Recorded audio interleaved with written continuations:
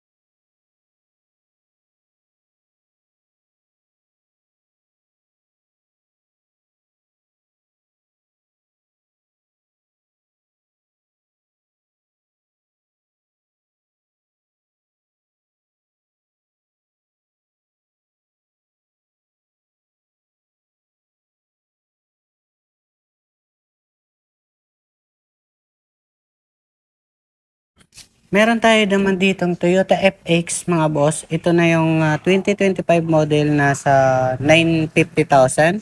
Binaba natin ng sa 880,000. Yan, sobrang mura na yan mga boss.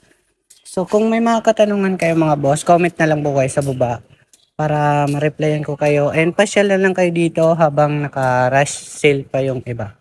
So yun lang mga boss, salamat.